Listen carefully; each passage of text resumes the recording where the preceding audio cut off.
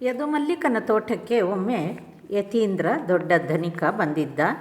ನಾನು ಅಲ್ಲಿ ಕುಳಿತಿದ್ದೆ. ನಾನು ಆತನನ್ನು ಕೇಳಿದೆ, ಮನುಷ್ಯನ ಕರ್ತವ್ಯವೇನು? ಭಗವಚ್ಚಿಂತನೆ ಮಾಡುತ್ತಿರುವುದೇ ನಮ್ಮ ಕರ್ತವ್ಯವಲ್ಲವೇ? ಯತೀಂದ್ರ ಹೇಳಿದ, ನಾವು ಸಂಸಾರಿಗಳು, ನಮಗೆಲ್ಲಿ ಮುಕ್ತಿ ದೊರೆತೀತು?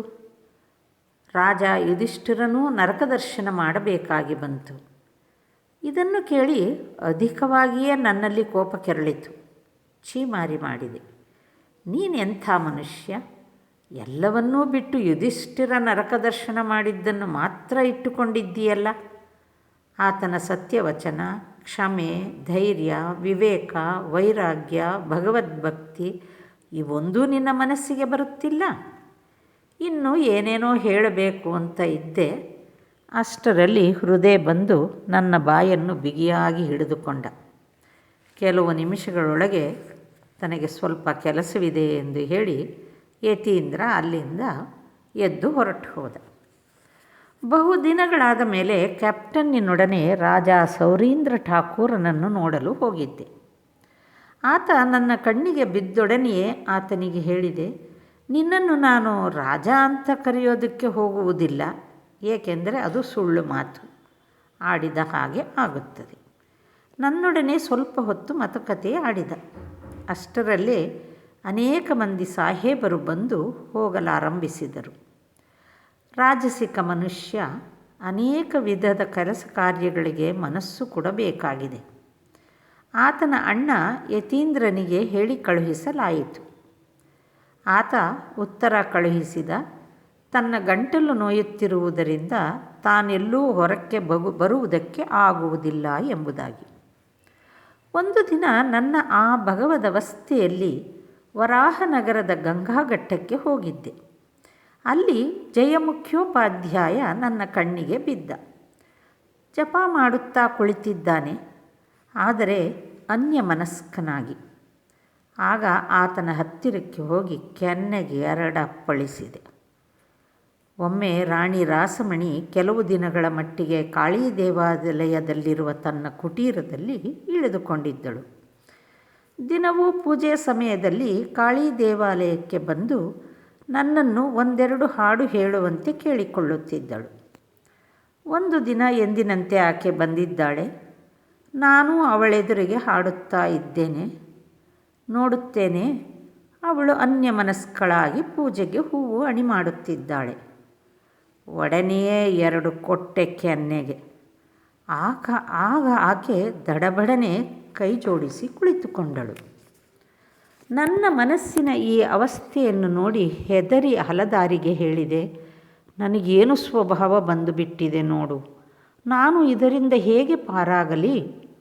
ಬಳಿಕ ಭಗವತಿಗೆ ಪ್ರಾರ್ಥನೆ ಮಾಡುತ್ತಾ ಆ ಸ್ವಭಾವ ನನ್ನನ್ನು ಬಿಟ್ಟು ತೊಲಗಿತು. ಆ ಅವಸ್ಥೆಯಲ್ಲಿ ಭಗವದ್ವಿಷಯ ಹೊರತು ಬೇರೆ ಏನೂ ರುಚಿಸದು. ಪ್ರಾಪಂಚಿಕ ಮಾತುಕತೆ ಕಿವಿಗೆ ಬಿತ್ತು ಎಂದರೆ ಒಂದು ಕಡೆ ಕುಳಿತು ಅಳುತ್ತಿದ್ದೆ. ಮಥುರ ಬಾಬು ನನ್ನನ್ನು ತೀರ್ಥಯಾತ್ರೆಗೆ ಕರೆದುಕೊಂಡು ಹೋದಾಗ ನಾವು ಕಾಶಿಯಲ್ಲಿ ಕೆಲವು ದಿನಗಳನ್ನು ರಾಜಬಾಬುವಿನ ಮನೆಯಲ್ಲಿ ಕಳೆದೆವು. ಒಂದು ದಿನ ನಾನು ಮಥುರ ಬಾಬು ರಾಜಬಾಬುಗಳೊಡನೆ ಬೈಠಕ್ಖಾನೆಯಲ್ಲಿ ಕುಳಿತುಕೊಂಡಿದ್ದೆ. ಶುರು ಮಾಡಿದರು ಪ್ರಾಪಂಚಿಕ ಮಾತುಕತೆಗಳನ್ನು. ಇಷ್ಟು ಹಣ ನಷ್ಟವಾಯಿತು, ಹೀಗಾಯಿತು, ಹಾಗಾಯಿತು, ಇನ್ನೂ ಏನೇನೋ. ನಾನು ಅಳಲು ಶುರು ಮಾಡಿದೆ.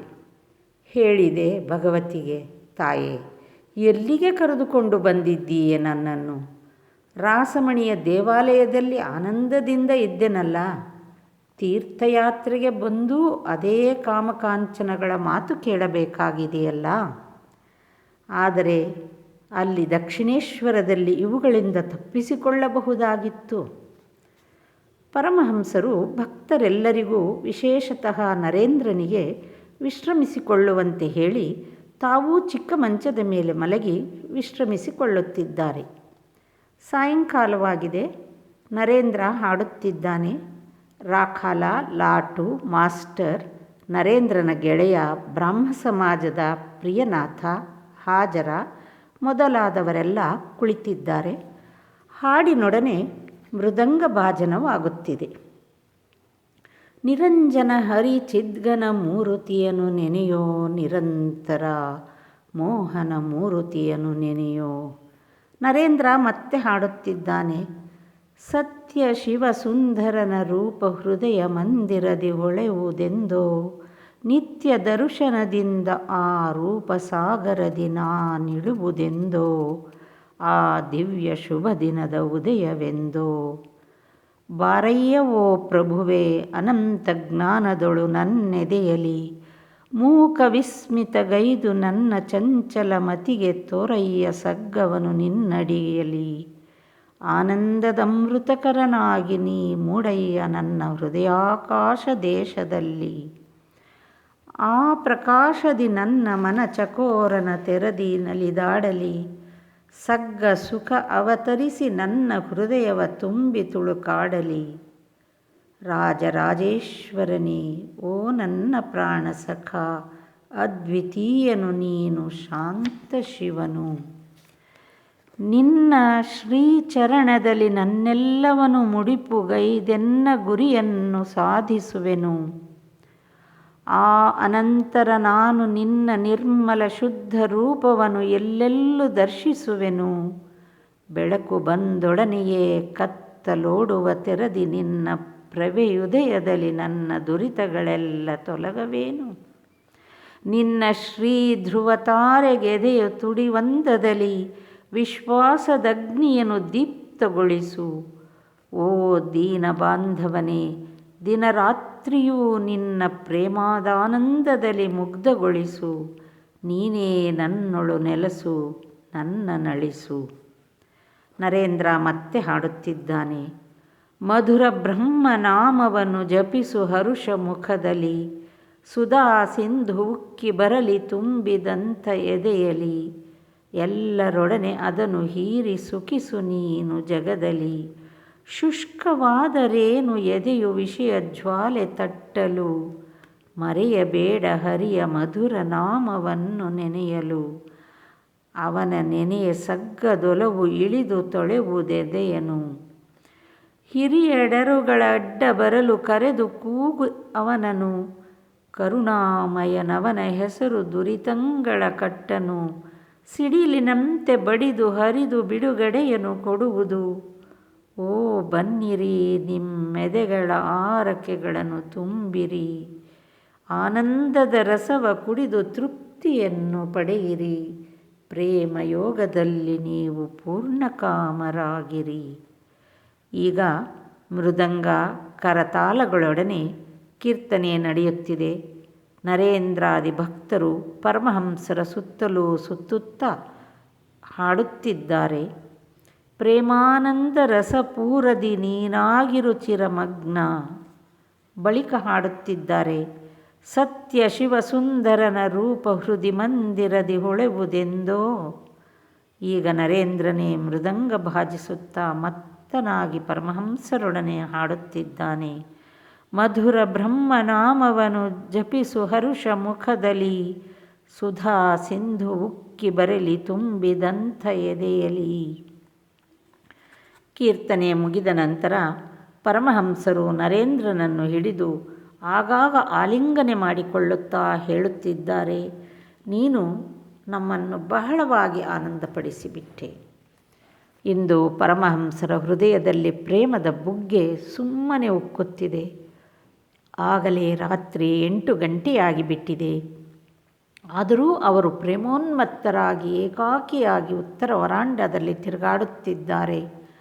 ಆಗಾಗ ಭಗವತಿಯೊಡನೆ ಏನೇನೋ ಮಾತಾಡಿಕೊಳ್ಳುತ್ತಿದ್ದಾರೆ. ಇದ್ದಕ್ಕಿದ್ದ ಹಾಗೆ ಆವೇಶಗೊಂಡು ಹೇಳುತ್ತಿದ್ದಾರೆ. ನನಗೇನು, ನೀನು ಮಾಡಬಲ್ಲೆ. ಭಗವತಿ ಯಾರ ಸಹಾಯಕಳಾಗಿದ್ದಳೋ ಆತನನ್ನು ಆಕೆಯ ಮಾಯೆ ಏನು ತಾನೇ ಮಾಡಬಲ್ಲದು ಎಂಬುದಾಗಿ ಪರಮಹಂಸರು ಸೂಚಿಸುತ್ತಿದ್ದಾರೇನು.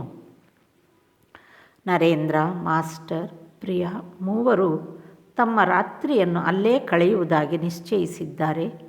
ರಾತ್ರಿಯನ್ನು ನರೇಂದ್ರನು ತಮ್ಮೊಡನೆ ಕಳೆಯುತ್ತಾನೆ ಎಂಬುದನ್ನು ಕೇಳಿ ಪರಮಹಂಸರ ಆನಂದಕ್ಕೆ ಪಾರವೇ ಇಲ್ಲದಂತಾಗಿದೆ.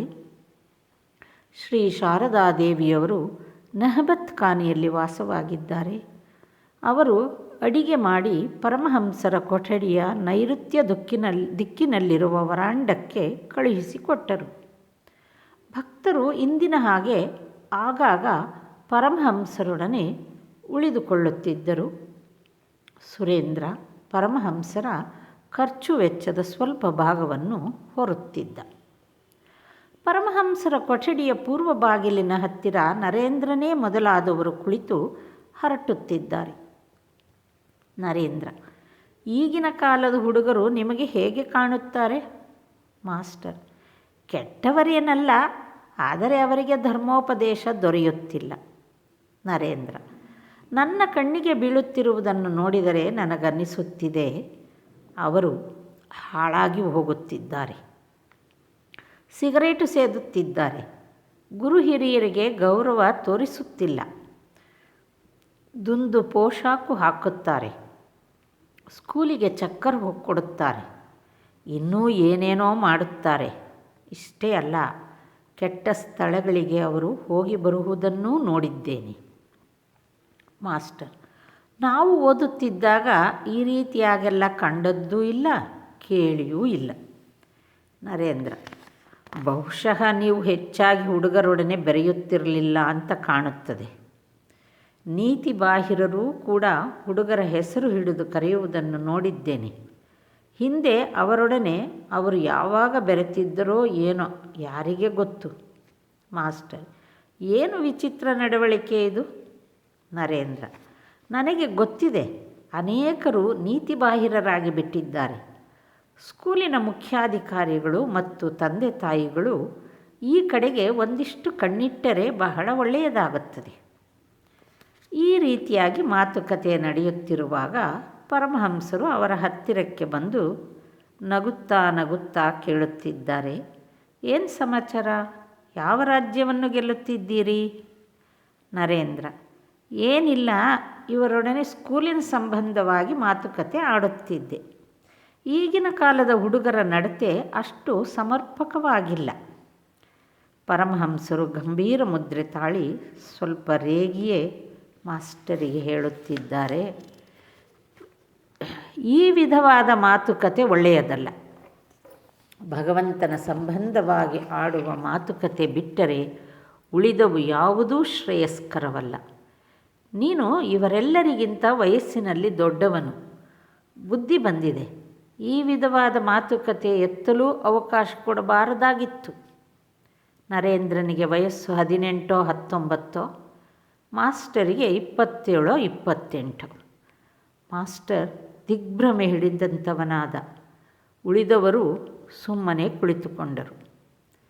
ಭಕ್ತರೆಲ್ಲರೂ ಊಟ ಮಾಡುತ್ತಿರುವಾಗ ಪರಮಹಂಸರು ಅವರ ಹತ್ತಿರ ನಿಂತು ಅವರನ್ನು ಆನಂದಪಡಿಸುತ್ತಿದ್ದಾರೆ. ಪರಮಹಂಸರು ಇಂದು ಮಹಾ ಆನಂದದಲ್ಲಿದ್ದಾರೆ. ನರೇಂದ್ರನೇ ಮೊದಲಾದವರು ಊಟ ಮುಗಿಸಿಕೊಂಡ ನಂತರ ಪರಮಹಂಸರ ಕೊಠಡಿಯಲ್ಲಿ ಮಂದಲಿಗೆ ಮೇಲೆ ಕುಳಿತು ವಿಶ್ರಮಿಸಿಕೊಳ್ಳುತ್ತಿದ್ದಾರೆ. ಪರಮಹಂಸರು ಅವರ ಹತ್ತಿರ ಕುಳಿತು ಮಾತುಕತೆ ಆಡುತ್ತಿದ್ದಾರೆ. ಆನಂದದ ಕೂಟವೇ ಸೇರಿದಂತಿದೆ. ಮಾತು ಆಡುತ್ತಾ ಆಡುತ್ತಾ ಪರಮಹಂಸರು ನರೇಂದ್ರನಿಗೆ ಹೇಳಿದರು, ಉದಯಿಪನದೋ ಚಿದಾಕಾಶದಲ್ಲಿ ಪೂರ್ಣ ಇಂದು ಎಂಬ ಹಾಡನ್ನು ಹಾಡು. ನರೇಂದ್ರ ಹಾಡುತ್ತಿದ್ದಾನೆ. ಉಳಿದವರು ಮೃದಂಗ, ಕರತಾಳ ಭಾಜಿಸುತ್ತಿದ್ದಾರೆ. ಉದಯಿಪನೋ ಚಿದಾಕಾಶದಲ್ಲಿ ಪೂರ್ಣ ಇಂದು ಪ್ರೇಮ ಸಿಂಧು ಉಕ್ಕಿ ಹರಿದು ಲೋಕಗಳೇ ನಾಂದು. ಪರಮಹಂಸರು ನರೇಂದ್ರನೊಡನೆ ಕೂಡಿ ಹಾಡುತ್ತಾ ನರ್ತಿಸಲಾರಂಭಿಸಿದ್ದಾರೆ. ಭಕ್ತರು ಅವರ ಸುತ್ತ ಸುತ್ತುತ್ತಾ ನರ್ತಿಸುತ್ತಿದ್ದಾರೆ. ಕೀರ್ತನೆ ಮುಗಿದ ನಂತರ ಪರಮಹಂಸರು ಈಶಾನ್ಯ ವರಾಂಡದಲ್ಲಿ ತಿರುಗಾಡುತ್ತಿದ್ದಾರೆ. ಹಾಜರ ಮತ್ತು ಮಾಸ್ಟರ್ ಅವರ ಉತ್ತರ ಕೊನೆಯಲ್ಲಿ ಕುಳಿತು ಮಾತುಕತೆ ಆಡುತ್ತಿದ್ದಾರೆ. ಈಗ ಪರಮಹಂಸರು ಅಲ್ಲಿಗೆ ಬಂದು ಕುಳಿತುಕೊಂಡರು. ಒಬ್ಬ ಭಕ್ತನನ್ನು ಕೇಳುತ್ತಿದ್ದಾರೆ, ನಿನಗೆ ಸ್ವಪ್ನ ಬೀಳುತ್ತದೆಯೇ? ಭಕ್ತ: ಹೌದು, ಅಂದು ಒಂದು ವಿಚಿತ್ರ ಸ್ವಪ್ನ ಕಂಡೆ. ಈ ಜಗತ್ತು ಯಾವ ಕಡೆಗೆ ನೋಡಿದರೂ ನೀರೇ ನೀರಾಗಿ ಅನಂತ ಜಲರಾಶಿಯಾಗಿ ಕಂಡಿತು. ಕೆಲವು ದೋಣಿಗಳು ತೇಲಾಡುತ್ತಿದ್ದವು. ಇದ್ದಕ್ಕಿದ್ದ ಹಾಗೆ ಅಲೆಗಳು ಬಂದು ಅವನ್ನು ಮುಳುಗಿಸಿಬಿಟ್ಟವು. ನಾನು ಇನ್ನೂ ಕೆಲವರು ಒಂದು ಜಹಜಿನಲ್ಲಿ ಇದ್ದೆವು. ಒಬ್ಬ ಬ್ರಾಹ್ಮಣರು ಆ ವಿಶಾಲವಾದ ಜಲರಾಶಿಯ ಮೇಲೆ ಸುಮ್ಮನೆ ನಡೆದು ಹೋಗುತ್ತಿರುವುದು ಕಣ್ಣಿಗೆ ಬಿತ್ತು. ನಾನು ಅವರನ್ನು ಕೇಳಿದೆ, ತಾವು ನೀರಿನ ಮೇಲೆ ನಡೆದು ಹೋಗುತ್ತಿದ್ದೀರಲ್ಲ, ಅದು ಹೇಗೆ? ಆ ಬ್ರಾಹ್ಮಣ ಸ್ವಲ್ಪ ನಕ್ಕು ಹೇಳಿದರು, ಕಷ್ಟವೇನಿಲ್ಲ, ನೀರಿನ ಕೆಳಗೆ ಸೇತುವೆ ಇದೆ. ಮತ್ತೆ ಕೇಳಿದೆ, ತಾವು ಎಲ್ಲಿಗೆ ಹೋಗುತ್ತಿದ್ದೀರಿ? ಅವರು ಉತ್ತರ ಕೊಟ್ಟರು, ಭವಾನಿಪುರಕ್ಕೆ. ನಾನು ಬೇಡಿಕೊಂಡೆ, ಹಾಗಾದರೆ ಸ್ವಲ್ಪ ತಾಳಿ, ನಾನು ನಿಮ್ಮೊಡನೆ ಬರುತ್ತೇನೆ. ಶ್ರೀರಾಮಕೃಷ್ಣರು ಇದನ್ನು ಕೇಳಿ ನನಗೆ ರೋಮಾಂಚನವಾಗುತ್ತಿದೆ. ಭಕ್ತ: ಆ ಬ್ರಾಹ್ಮಣರು ಹೇಳಿದರು, ನಾನು ಬಹಳ ಆತುರದಲ್ಲಿದ್ದೇನೆ, ಅಲ್ಲಿಂದ ಇಳಿದು ಬರುವುದಕ್ಕೆ ನಿನಗೆ ಸಮಯ ಹಿಡಿಯುತ್ತದೆ, ನಾನು ಹೋಗಿ ಬರುತ್ತೇನೆ, ಈ ದಾರಿಯನ್ನು ನೋಡಿಕೊಂಡಿರೋ, ಆಮೇಲೆ ಬರುವಿಯಂತೆ. ಶ್ರೀರಾಮಕೃಷ್ಣರು: ರೋಮಾಂಚನವಾಗುತ್ತಿದೆ, ನೀನು ಬೇಗ ಮಂತ್ರೋಪದೇಶ ಪಡೆದುಕೋ.